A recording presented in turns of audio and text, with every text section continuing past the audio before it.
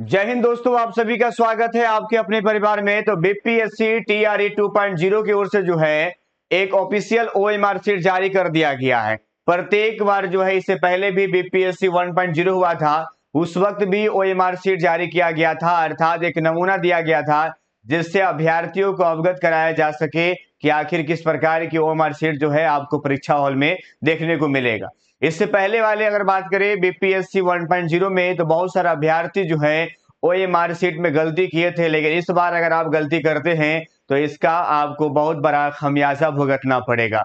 इसको लेकर के जो है बीपीएससी पहले से अलर्ट कर दी है। उन्होंने एक नमूना जो है वो जारी कर दिया गया है। एक बार फिर से जो है 5 ऑप्शन के साथ आपको बीपीएससी 2.0 आपको देखने को मिलेगा। इस वक्त जो है कह सकते हैं प्राथमिक से लेकर के उच्च माध्यमिक स्तर तक के जो है अलग अलग प्रकार के ओएमआर शीट आपको देखने को मिलेगा। लेकिन इस बार जो है आपको चेंजेबल हुआ है कि अब आपको 150 नंबर यानी 150 नंबर का एक ही ओएमआर शीट होगा, जिसमें दिया गया देख सकते हैं यह प्राथमिक के लिए है। और यहाँ पर आपको करना क्या है, सबसे पहले उम्मीदवार का नाम आपको लिखना है, और ये उम्मीदवार का नाम जो है आपको ब्लॉक लेटर में लिखना है। जैसे अगर बात करें, अगर किसी का नाम अगर अमन है तो यहाँ पर जो है लिखेंगे वो अमन, यहाँ पर लिखेंगे अमन कुमार, ठीक है, वो आप कैपिटल लेटर में ही लिखेंगे। उसके बाद जो है विषय का नाम यहाँ पर लिखेंगे, सब्जेक्ट का नाम लिखेंगे, जो भी आपका नाम सब्जेक्ट होगा उसके अकॉर्डिंग यहाँ पर आप लिखने वाले हैं। उसके बाद अगर बात किया जाए तो इसमें जो है आपको अनुक्रमांक के लिए यहाँ पर दिया जाएगा, यह अनुक्रमांक आपका है, यहाँ पर आप भरेंगे अनुक्रमांक को। अभी यहाँ पर जो स्पष्ट लिखा गया उसके अकॉर्डिंग आपको यहाँ पर नंबरिंग सिस्टम के अकॉर्डिंग रहेगा और फिर गोला लगाना है।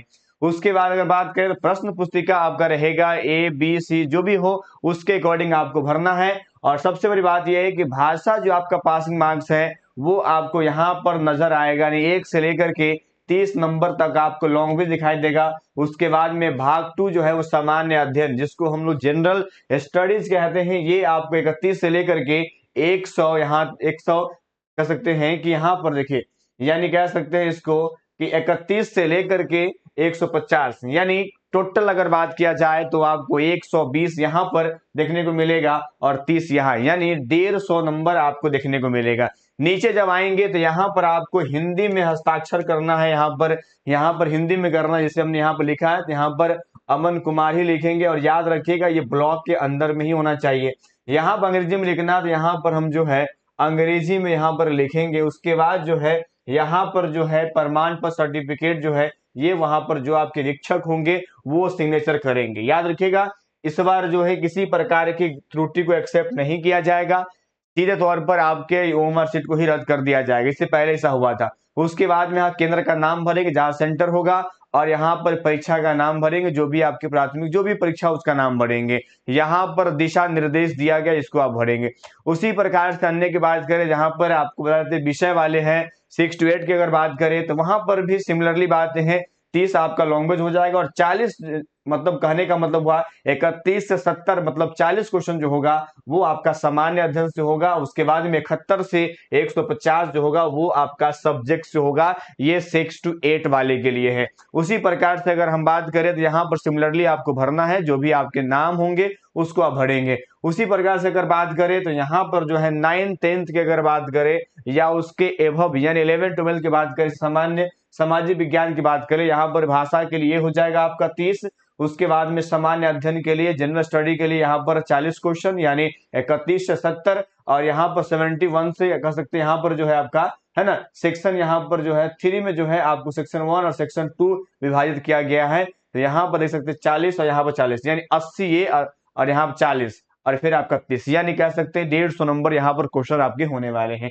इसी प्रकार से अन्य रहेंगे, अर्थात इस बार जो है चेंजेबल हुआ है तो इसके अकॉर्डिंग आप बढ़ेंगे। और याद रखिएगा जो गलती इससे पहले वाले में हुआ था लोगों से, वो गलती इस बार दोहराइएगा नहीं, क्योंकि इस बार सीधे तौर पर आपका जो है कैंसिलाइजेशन हो जाएगा। इस बार किसी प्रकार के सुधार का मौका नहीं दिया जाएगा।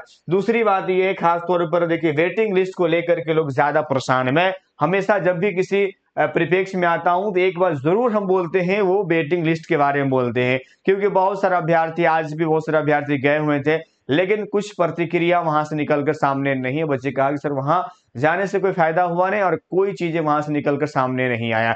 देखिए, हम आपको बताना चाहते हैं कि हर एक टॉपिक पर जो है बीपीएससी के चेयरमैन साहब का ट्वीट आ रहा है और आज भी आपने देखा है कि वो डेट बढ़ाया गया है। खास तौर पर पेमेंट के रिगार्डिंग में आपने देखा होगा कि आज जो है ट्वीट किया गया था। मुझे उम्मीद है कि आप 2-3 दिन का मामला है, क्योंकि आज अंतिम तिथि था। जो अध्यापक कह सकते योगदान नहीं दिए थे, उनको आज अंतिम मौका था उन लोगों को करने का। उसके बाद में बहुत सारे ऐसे नियोजित अध्यापक है वो ज्वाइन नहीं कर रहे हैं। तो ऐसे परिस्थिति में जो डिसीजन होगा उसके अनुसार जो है अब मुझे लगता है कि 2-3 दिन में कहीं ना कहीं कुछ पॉजिटिव न्यूज आने की संभावना है। थोड़ा सा ध्यान रखें, आप अपने को हम कह सकते हैं कि मजबूती से आप रखें और जरूर देखने को मिलेगा कि ये बातें कही गई है तो सकारात्मक चीजें निकल कर सामने आएगी। मुझे विश्वास है शिक्षा विभाग और बीपीएससी पर कि जो अब उन्होंने वादा किया है उनके अकॉर्डिंग जरूर वो सप्लीमेंट्री रिजल्ट जारी करेगी। संख्या की बात करें, संख्या तो उस बात पर डिपेंड करता है कि आखिर ड्रॉप आउट और ये सब प्रक्रिया कितनी होते हैं, क्योंकि जब तक शिक्षा विभाग का डाटा नहीं आ जाता तब तक अनुमान लगाना कह सकते सटीक नहीं हो पाएगा। इसलिए हम डाटा आपको नहीं बता रहे और शायद इस बात को आप भी समझ रहे, लेकिन पॉजिटिव निकलकर सामने जरूर आएगी। हमारी मुलाकात फिर से होगी। इतना ही। जय हिंद, जय भारत, सभी को धन्यवाद।